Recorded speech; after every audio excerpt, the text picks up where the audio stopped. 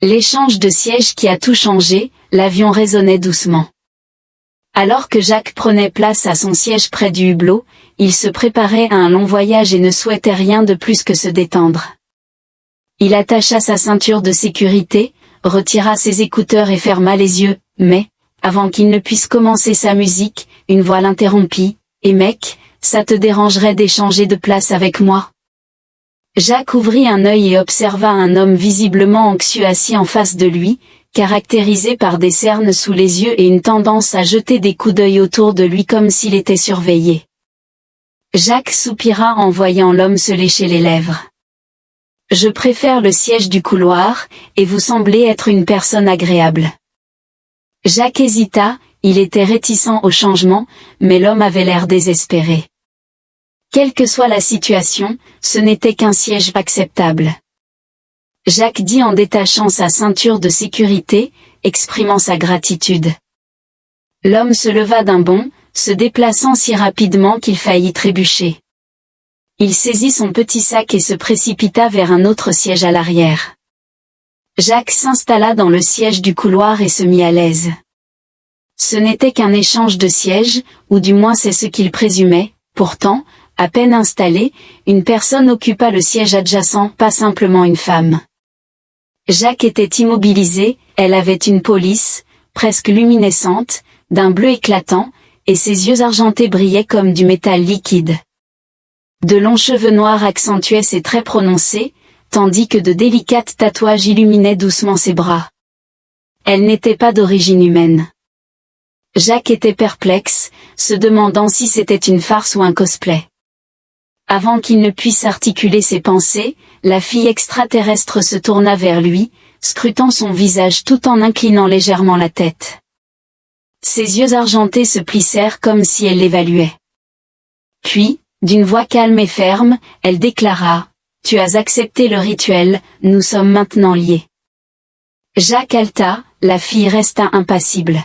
« Tu as appris.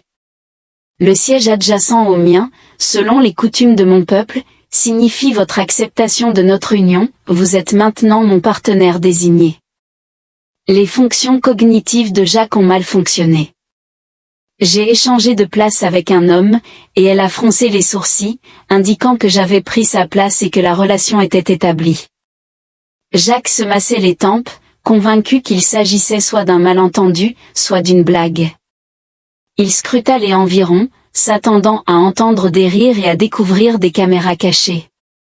Au lieu de cela, les autres passagers étaient soit endormis, soit absorbés par des films, soit feignaient d'ignorer la situation. Les agents de bord passaient, totalement inconscients du fait qu'une fille extraterrestre venait de proclamer un mariage dans un vol commercial. Jacques força une expression souriante. « Mademoiselle VY, elle a déclaré, n'est-ce pas ? Je crois qu'il y a une erreur. Je n'ai consenti à aucun arrangement, j'ai simplement changé de place. » Les yeux d'argent devaient s'adoucir quelque peu. Vous ne comprenez pas nos coutumes, chez mon peuple, choisir un partenaire n'est pas arbitraire, c'est le destin. Une fois que le siège à mes côtés est occupé, c'est irrévocable. Jacques soupira, déclarant qu'il ne croit pas à la notion de destin, alors feignons simplement. Cela ne s'est jamais produit, compris ? L'expression de vie se renfrogna, indiquant que rejeter le lien est une offense, ce n'est pas une question à prendre à la légère. Jacques ressentit brusquement un froid. Ce n'était pas simplement un malentendu culturel, c'était une affaire grave. Il scruta l'arrière de l'avion à la recherche de l'homme qui l'avait trompé en lui faisant changer de siège, mais il avait disparu, le laissant troublé. Si cette personne en avait été consciente, elle aurait manipulé Jacques avant qu'il ne puisse poser d'autres questions. VY se pencha plus près, son parfum était particulier, rappelant une pluie électrique mêlée à des notes florales. Elle l'examina de nouveau, comme si elle sondait les profondeurs de son âme. « Vous avez une forte volonté, remarqua-t-elle. »« Bien. »« J'ai bien choisi, rétorqua Jacques en levant les mains. »« Non, tu ne l'as pas fait, tu as choisi cet individu, et il s'est enfui. » Les lèvres de VY se sont serrées. « Alors il était un lâche, toi, cependant, tu es resté. Jacques faillit rire, affirmant, je n'avais pas le choix. C'est absurde, murmura-t-il entre ses dents. D'accord, comment je me délie? L'expression de VY devint incisive. Tu ne peux pas, répondit-elle. Le cœur de Jacques se serra. Pas sans conséquence, ajouta-t-elle. Une sensation de malaise s'installa dans son ventre. Quelle sorte de conséquences? VY hésita puis fit un geste subtil vers l'arrière de l'avion, incitant Jacques à suivre son regard. Deux guerriers extraterrestres massifs observaient, leur peau bleue d'une teinte plus foncée que celle de V, ornée d'une armure authentique. L'un avait une épée attachée dans son dos, une arme pour un voyage commercial, ce sont mes protecteurs. VY a articulé que si tu me rejettes, ils te confronteront. Jacques déglutit bruyamment. Définir le défi, combat. L'estomac de Jacques se noua, et si je perds, demanda-t-il faiblement, sa voix faible, alors tu ne quitteras pas cet avion vivant. Jacques la regarda, s'attendant à la chute qui ne se matérialisa jamais.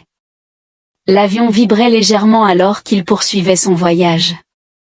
Au milieu des nuages, le monde extérieur semblait serein, cependant, dans l'existence de Jacques, le chaos s'était installé.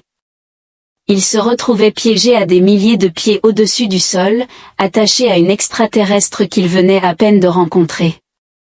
S'il refusait, sa survie dans cet avion était compromise. Une proposition surprenante à 30 000 pieds fit battre le cœur de Jacques la chamade, et il scruta la cabine, espérant ardemment que quelqu'un intervienne et déclare cela une grave erreur.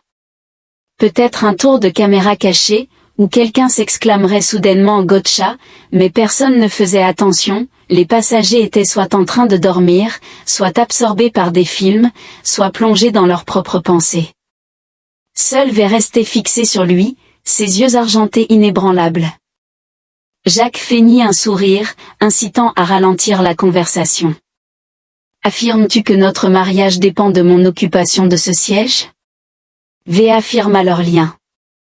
Jacques se gratta le visage, en demandant, et si je refuse? Elle désigna l'arrière de l'appareil, où deux guerriers extraterrestres imposants étaient positionnés. Jacques faisait face à un défi redoutable et devait réfléchir rapidement. Il se tourna vers l'allée, tentant de localiser le véritable propriétaire du siège, l'individu qui avait imploré de changer de place, mais cet homme était absent, son siège vacant et aucune trace de lui en vue. Jacques grimaça les dents, réalisant qu'il avait été manipulé, l'homme avait intentionnellement échangé de place pour échapper à quel que soit le dilemme que ce lien impliquait, laissant Jacques piégé à sa place. VY examina son expression, levantant légèrement la tête. Tu sembles troublé. Jacques inspira profondément, reconnaissant l'absurdité de sa situation. Il avait été trompé dans un engagement étranger. Les lèvres de V se serrèrent, affirmant que ce n'était pas une ruse, le lien était destiné. Celui qui occupe cette position est destiné à être mon compagnon. Jacques soupira, pourtant je n'étais pas censée être présente. V contempla cela pour la première fois, l'incertitude scintillait dans ses yeux. Peut-être que le destin n'est pas toujours simple. Jacques se pencha en avant, suggérant que si le destin est complexe, nous pouvons simplement le considérer comme un malentendu et partir. L'expression de V se renfrogna, la situation n'est pas simple. Jacques serra la mâchoire. Pourquoi pas, demanda-t-il. Baissant la voix, elle répondit, parce que mon peuple observe. Si le lien est rompu, cela apportera la honte à ma famille, à moi, et à toi. Jacques émit un rire creux. Mademoiselle, je ne connais même pas votre nom de famille.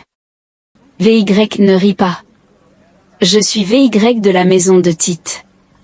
Ma lignée incarne l'honneur et la force. J'ai été envoyé dans ce monde pour trouver un partenaire approprié, digne de ce lien. Jacques passa une main dans ses cheveux et dit, « Je comprends que cela soit important pour vous, mais les humains ne s'engagent pas dans des mariages arrangés basés sur des sièges. C'est scandaleux. » VY plissa les yeux avant que vous ne rejetiez le lien. Jacques s'arrêta, la manière dont elle articulait ces mots fit chavirer son estomac. Il jeta un coup d'œil aux 2 guerriers imposants stationnés à l'arrière du jet. Ils restaient immobiles, bien que leur simple présence constituât une menace significative. Jacques soupira, s'enquérant des conséquences d'un rejet. La voix de Vie montrait de la tranquillité. Mes gens vous soumettront à un test de valeur, si vous réussissez, vous pourrez partir libre, si vous échouez. Jacques a reconnu, oui, je comprends. V s'approcha, ses yeux argentés scrutant les siens. Vous semblez robuste, vous possédez un esprit vif. Je doute que tu succombes si facilement. Jacques rit cyniquement. Je suis technicien en informatique de profession et je n'ai aucune expertise dans le combat contre les gladiateurs extraterrestres. VY fronça légèrement les sourcils, indiquant que tu dois acquérir des connaissances rapidement. Jacques se pinça l'arête du nez, c'était vraiment merveilleux. Un profond silence les enveloppait. L'avion émettait une douce vibration. Alors qu'il s'élevait dans le ciel nocturne, Jacques contemplait ses alternatives, il pouvait tenter de fuir, mais il était à bord d'un avion à des milliers de pieds au-dessus du sol, où il pouvait se battre contre des guerriers extraterrestres aguerris. Il murmura qu'il avait besoin de temps pour réfléchir, indiquant son incrédulité. VY acquiesça d'un hochement de tête délibéré. Je reconnais votre point de vue, néanmoins, veuillez comprendre que notre peuple considère ce lien avec la plus grande sérieux. Si vous choisissez de le rejeter, vous devez le faire avant notre atterrissage. L'abdomen de Jacques tordut avant notre arrivée, l'attitude de V devint grave alors que mon père attendait à l'aéroport. Jacques est ton père. VY acquiesça. Seigneur Zéran, au commandant de la flotte Zéran, Jacques, faillit s'évanouir en réalisant que le commandant d'une flotte extraterrestre était, en fait, une princesse extraterrestre. VY inclina légèrement la tête, une noble fille de la maison de Tia. Jacques murmura, s'affalant sur son siège, oh, c'est tout simplement splendide. Je n'ai pas seulement été trompé dans un engagement extraterrestre, j'ai été piégé dans un engagement royal intergalactique. VY l'examina attentivement. Est-ce que cela te préoccupe? Jacques lui jeta un coup d'œil. Oui, répondit-il. Les lèvres de VY se courbèrent légèrement, suggérant de l'amusement. Jacques expira profondément, déclarant, vous avez l'air aimable, et dans d'autres circonstances, nous pourrions engager un dialogue stimulant. Cependant, en ce moment, mon seul désir est de supporter ce vol. VY le regarda intensément pendant un long moment avant de répondre, très bien, je vais m'abstenir de faire pression. Néanmoins, comprenez ceci, à notre arrivée, la décision ne reposera plus uniquement sur vous. Le lien transcende nos volontés individuelles, c'est une question d'honneur, qui ne peut être ignorée. Jacques inspira profondément, ressentant une immense pression alors que son esprit s'emballait. Il devait trouver une solution avant leur arrivée, sinon, il serait non seulement en difficulté, mais il ferait également face à des conséquences graves. À notre arrivée, la décision ne reposera plus uniquement sur vous, la connexion transcende nos choix individuels, car il s'agit d'une question d'honneur qui ne peut être négligée. Jacques inspira profondément, ressentant une immense pression alors que ses pensées s'emballaient. Il devait trouver une solution avant leur arrivée, sinon, il risquait de graves conséquences, mettant potentiellement en péril sa survie. Hors de la piste est l'aspect le plus défavorable quelque part là-bas, la véritable cible de ce lien riait de bon cœur d'une transaction dont il ne peut se sortir. Les pensées de Jacques tourbillonnaient de manière chaotique, il se retrouvait confiné dans un avion avec une femme extraterrestre affirmant leur lien éternel, tandis que 2 guerriers blindés surveillaient chacun de ses mouvements et qu'un redoutable seigneur de guerre extraterrestre l'attendait à l'aéroport en tant que beau-père. Si c'était un rêve, c'était le plus cauchemardesque qu'il ait jamais vécu. Il observait VY, qui était assise en face de lui avec une sérénité impeccable, comme si elle lui avait simplement communiqué la météo plutôt qu'un contrat de mariage irrévocable. Jacques. Inhalez profondément en supposant que j'acquiesce à cela pour le moment. Que se passe-t-il précisément à notre arrivée? Les yeux argentés de Will l'examinèrent attentivement. Mon père cherchera à valider le lien et te soumettra à un examen rigoureux. VY inclina la tête pour évaluer ta force, ta détermination et ta capacité à protéger un partenaire de grande lignée. L'abdomen de Jacques. Quelle est la nature du quiz surprise? Une poignée de main et une conversation cordiale. VY secoua la tête, indiquant que se battre était plus probable. Jacques faillit avaler de travers, se demandant contre qui ils allaient se battre. Les yeux de V se tournèrent vers l'arrière de l'avion, où deux colossaux guerriers errants restaient immobiles comme des statues. Le sang de Jacques se glaça. Il se pencha en avant, se tenant la tête. C'est absurde, je refuse de confronter ces individus. Je n'ai même pas la capacité de donner un coup de poing correct. VY a gardé son calme, par conséquent, vous devez accélérer vos préparatifs. Jacques a déploré, nous allons atterrir dans 2 heures. Qu'est-ce que je suis censé faire? Regarder un tutoriel YouTube sur comment survivre à un duel extraterrestre. V cligna des yeux et demanda, qu'est-ce que YouTube? Jacques grogna une fois de plus, cependant, il jeta un coup d'œil aux guerriers, qui restaient immobiles. Il ressentait leur défi silencieux et inarticulé. C'était une ruse, et l'individu qui l'avait trompé pour qu'il change de place en était conscient. Jacques serra les mâchoires, c'est injuste que l'individu avec qui j'ai échangé soit la véritable cible, n'est-ce pas? VY hésita avant de reconnaître affirmativement qu'il était censé occuper le siège, mais il renia le lien. Jacques se pencha en avant, incitant VY à fuir, laissant Jacques à sa place. VY hocha la tête une fois de plus, indiquant la gravité de la situation.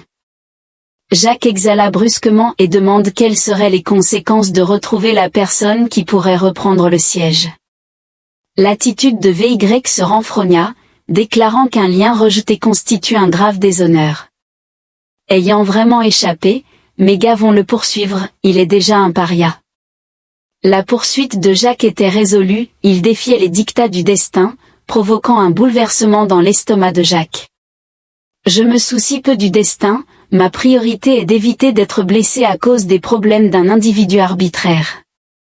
L'expression de vie s'adoucit légèrement. Tu es en colère, je comprends, mais ta sélection n'était pas arbitraire. Le siège est sacré, et le lien est authentique. Jacques passa ses mains dans ses cheveux. Tu continues à affirmer cela, pourtant je n'ai fait aucun choix, ce n'était pas ma décision. Vi resta silencieuse un moment, puis demanda, le résultat aurait-il été différent si vous aviez fait le choix? Jacques hésita, il ouvrit la bouche, mais le mot resta bloqué. Les yeux argentés de Vi scintillèrent alors qu'elle le regardait un instant fugace. La gravité de ce moment modifia la perception de Jacques, il discernait quelque chose de profond et d'ambigu dans son expression. Était-elle nerveuse? Il s'était attendu à ce qu'elle soit distante, arrogante et imperturbable, au lieu de cela, elle semblait contemplative, comme si elle aussi était incertaine face à cette situation. Jacques expira lentement, l'observant attentivement. Je vois que cela a de l'importance pour vous et que vos associés le prennent au sérieux, mais, je ne peux pas acquiescer à quelque chose de cette nature sans vous connaître. V inclina la tête, puis me reconnut. Jacques cligna des yeux alors qu'elle s'approchait légèrement, son regard argenté fixé sur lui. Vous supposez que c'est un piège, une ruse. Ce n'est pas le cas. Tu supposes que je suis indifférent à tes désirs, mais ce n'est pas le cas. C'est pourquoi je demande, que voulez-vous? Jacques réprima son désir de quitter l'avion, craignant une décapitation par vos gardes du corps. Les lèvres de Vi tremblèrent en réponse à une demande raisonnable. Jacques secoua la tête, se demandant si c'était amusant. VY expira. Doucement, non, pourtant, je crois que tu es distinct. Jacques fronça les sourcils, observant comment les yeux argentés de Vi scintillaient. L'homme qui s'est enfui avait peur, tu es aussi terrifié, pourtant tu restes ici. Jacques la regarda, elle avait raison. Chaque instinct lui criait de fuir, mais il resta parce qu'il cherchait des réponses. Jacques respira profondément. Très bien, si vous souhaitez connaître mon désir, je cherche une échappatoire à cette situation sans mettre ma vie en danger. VY l'examina attentivement, et après un long silence, elle déclara qu'il pourrait y avoir une solution. Jacques se redressa. J'écoute. VY jeta un coup d'œil au guerrier. Mon peuple n'acceptera pas un lien fracturé à moins qu'il n'y ait une alternative.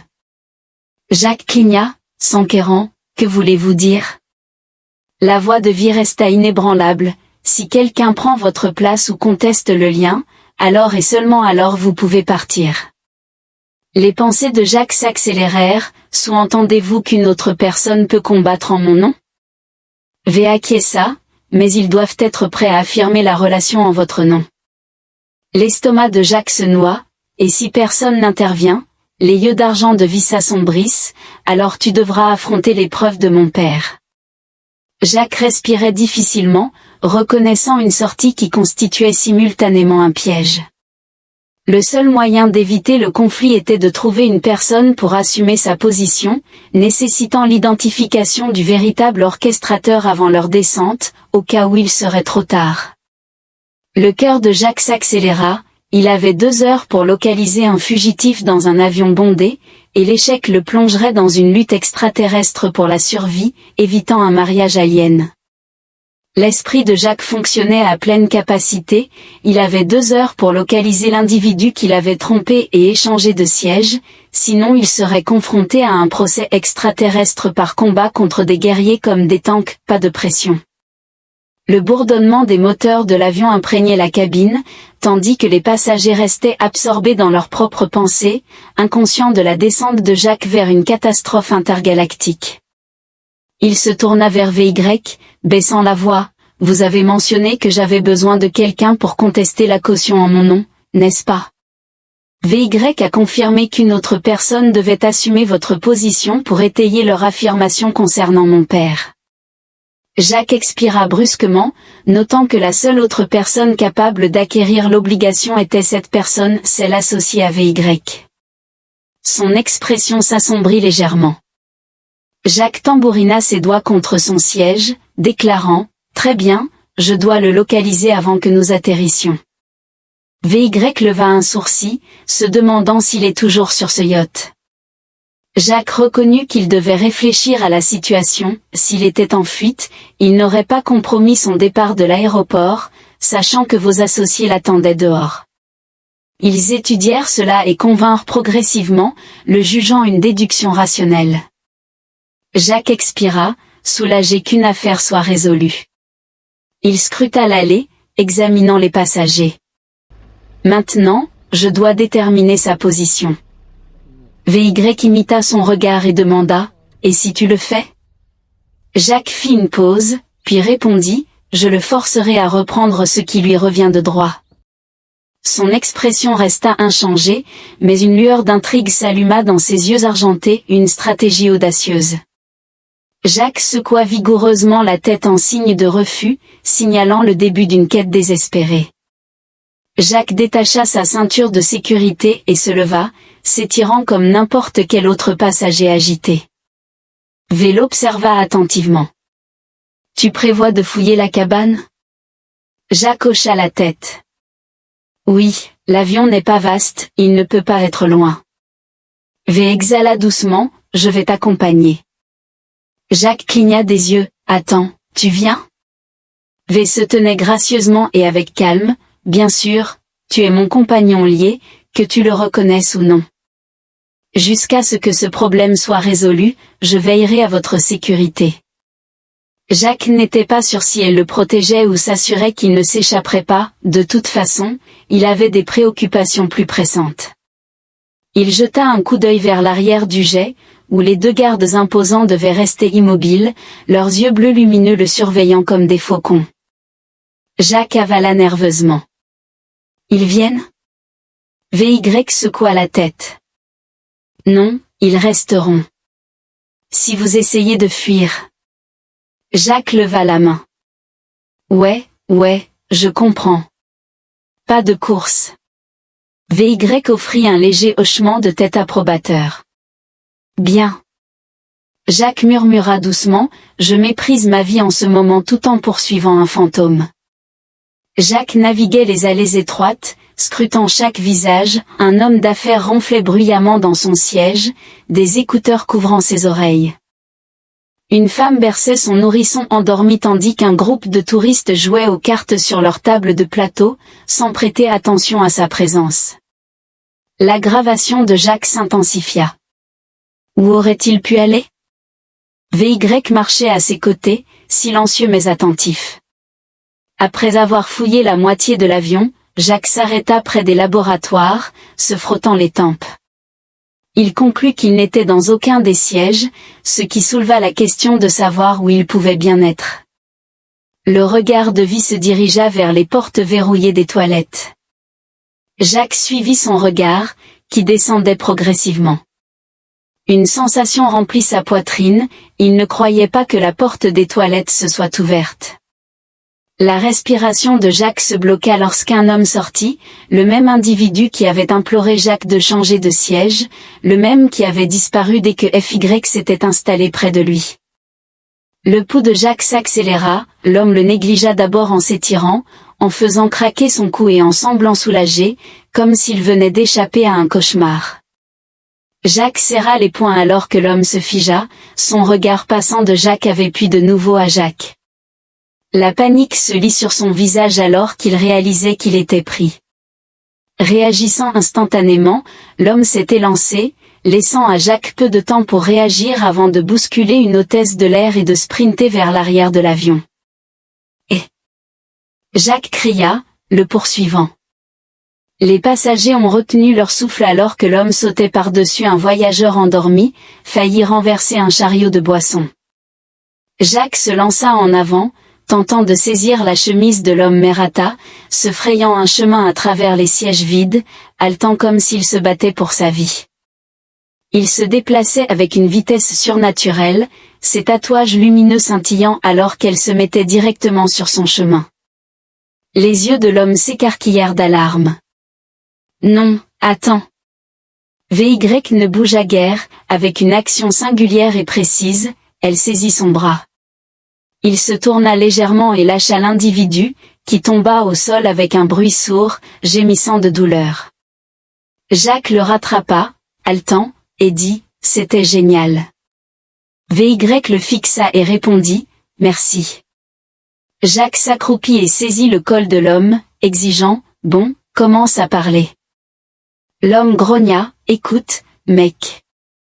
Je manquais d'alternative.